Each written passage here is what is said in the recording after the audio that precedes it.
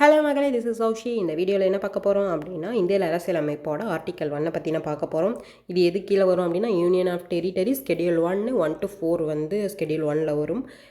இதில் ஃபஸ்ட்டு இந்த ஆர்டிக்கல் என்ன அப்படின்னா, ஒரிஜினல் டெக்ஸ்ட் வந்து India that is Bharat shall be a union of states அப்படின்றது தான். ஓகேங்களா?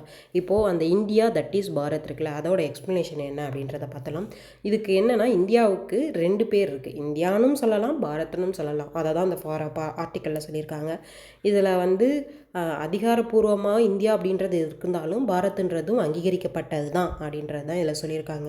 இது ரிலேட்டடாக ஒரு இஷ்யூ நடந்திருக்கும் 2023 G20 மாநாடு நடந்திருக்கும். அது டெல்லியில் நடந்திருக்கும். அப்போ வந்து கெஸ்ட்டுக்கெலாம் வந்து கொடுத்த இன்விடேஷனில் வந்து இந்தியா அப்படின்றதுக்கு பதிலாக பாரத் அப்படின்ற மென்ஷன் பண்ணியிருப்பாங்க. அதாவது பிரசிடென்ட் ஆஃப் இந்தியான்றதுக்கு பதிலாக பிரசிடென்ட் ஆஃப் பாரத் அப்படின்ற மோடி அவர்களோட நேமுக்கு மென்ஷன் பண்ணியிருப்பாங்க. ஸோ அப்போ வந்து ஒரு இஷ்யூ நடக்குது. என்ன அப்படின்னா, இந்தியாவுக்கு பேர் சேஞ்ச் பண்ண போகிறோம், பாரத்ன்னு தான் ஃபுல்லாக மாற்ற போகிறோம் அப்படின்றப்போ வந்து அப்போது எதிர்கட்சிகள்லாம் வந்து இது பண்ணிவிட்டு என்ன பண்ணியிருப்பாங்கன்னா, ஒரு ஆர்கியூமெண்ட் போயிருக்கும். அப்போ இந்த ஆர்டிக்கல் 1 வந்து நம்ம என்ன பண்ணியிருப்பாங்க அப்படின்னா எடுத்து காமிச்சிருப்பாங்க. இந்தியா தட் இஸ் பாரத்ன்னு தான் அங்கே அரசியலமைப்பிலேயே மென்ஷன் பண்ணியிருக்கு அப்படின்னு சொல்லிட்டு எடுத்து காமிச்சிருப்பாங்க. அப்புறமேட்டு இது ஏன் கைவிட்டிருப்பாங்க அப்படின்னா, இது ஒரு நிறைய பொருள் செலவு ஆக வேண்டியது, ஒரு நிறைய அமௌண்ட் செலவாகும். எப்படி அப்படின்னா, ஒரு நார்மலாக ஒரு ஸ்ட்ரீட்டுக்கோ ஒரு ஊருக்கு நேம் சேஞ்ச் பண்ணாலே அதுவே நிறைய ஒரு பிக் டீல். ஓகேங்களா?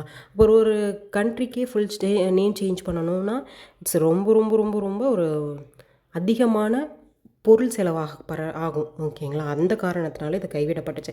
ஆனாலும் இன்னுமே நிறைய இடத்துல வந்து பாரத் அப்படின்ற வார்த்தை தான் யூஸ் பண்ணுறாங்க அப்படின்றது. ஓகேங்களா? இது வந்து கான்ஸ்டியூஷன் எழுதுகிறப்பே இந்த டிபேட் வந்திருக்கும். அதனால தான் வந்து இதை என்ன பண்ணியிருப்பாங்கன்னா, இந்தியா தட் இஸ் பாரத் அப்படின்னு கொடுத்துருப்பாங்க. ஒரு பிரிவினர் பாரத்னு வைக்க சொல்லியிருப்பாங்க, ஒரு பிரிவினர் இந்தியான்னு வைக்க சொல்லியிருப்பாங்க. ஸோ அதனால தான் அவங்க எழுதுகிறப்பே இந்தியா தட் இஸ் பாரத்னு கொடுத்துட்டாங்க. அடுத்து என்ன சொல்லியிருக்காங்க, shall be a union of states. Union of states அப்படின்னா மாநிலங்களின் ஒன்றியம் அப்படின்னு சொல்லிட்டு வரும். ஓகேங்களா? ஆனால் இது என்ன சொல்லியிருப்பாங்கன்னா, இதை வந்து எக்ஸ்பிளைன் பண்ணிடு shall be a union of ஸ்டேட்ஸுன்றதுக்கு அம்பேத்கர் அவர்கள் எக்ஸ்ப்ளனேஷன் கொடுத்துருப்பாங்க. India that is union of state not a federational state அப்படின்னு சொல்லியிருப்பாங்க. அதாவது இந்தியான்றது ஒரு மாநிலங்களின் ஒன்றியம், கூட்டாட்சி ஒன்றியம் கிடையாது அப்படின்னு சொல்லியிருப்பாங்க. கூட்டாட்சி ஒன்றியம் அப்படின்னா ஒரு உடன்படிக்கையின் பேரில் ஸ்டேட்ஸ் எல்லாம் சேர்ந்து இருக்கிறது, அதுதான் வந்து கூட்டாட்சி இது வரும். ஓகேங்களா? பட் இது என்ன அப்படின்னா மாநிலங்களின் ஒன்றியம்.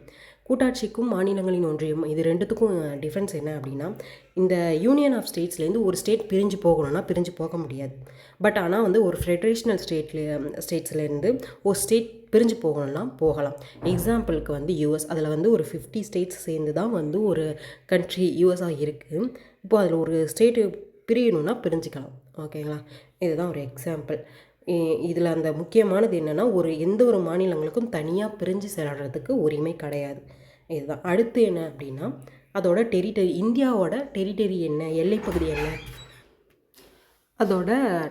அதாவது இந்தியாவோட எல்லைப்பகுதியை பார்க்க போகிறோம். ஓகேங்களா? எப்படி அப்படின்னா, இந்தியாவோட எல்லை 3 பகுதிகளை கொண்டது. ஓகே, ஃபஸ்ட்டு என்ன அப்படின்னா, ஸ்டேட்ஸ் ஆல்ரெடி இருக்கிற 28 மாநிலங்கள் அப்போதைக்கு உள்ளது. ஓகேங்களா? அடுத்து யூனியன் பிரதேசங்கள், ஒன்றியங்கள்னு சொல்லுவாங்கள்ல, ஒன்றிய பிரதேசங்கள், அது 8. அதுக்கப்புறம் இந்தியா எதிர்காலத்தில் ஏதாவது இடத்த கைப்பற்றினா, ஒன்று கைப்பற்றுறதுனா ஒரு சண்டை மூலியமாகவோ கைப்பற்றலாம், இல்லை வந்து ஒரு அங்கே இருக்கிற மக்கள் வந்து இங்கே சேரணும்னு ஆசைப்பட்றாங்க அப்படின்ற டைமில் அது மூலயமாவும் சேர்த்துக்கலாம், இல்லை ஒரு லீஸ் மூலயமாவும் எடுத்துக்கலாம், இல்லை ஒரு இடத்த விலை கொடுத்து வாங்கி அப்படின்னாலும் எடுத்துக்கலாம். அந்த பகுதியும் இந்திய எல்லைக்கு உட்பட்டது அப்படின்றது தான் இந்த 3வது டெரிட்டரி ஆஃப் இந்தியா. ஓகேங்களா? இந்த ஆர்டிக்கல் என்னென்னத்தை பற்றி சொல்லுது அப்படின்னா, இந்தியாவோட பெயரை சொல்லுது, நாட்டின் அரசியலமைப்பை பற்றி ஒரு பேசிக்கான ஒரு ஸ்ட்ரக்சர் சொல்லுது, மாநிலங்கள் மற்றும் ஒன்றிய பிரதேசங்களின் அடிப்படை இது என்ன அப்படின்றத சொல்லுது. ஓகேங்களா? இந்த மாதிரி கண்டென்ட் உங்களுக்கு பிடிச்சிருந்தது அப்படின்னா என்ன ஃபாலோ பண்ணிக்கோங்க.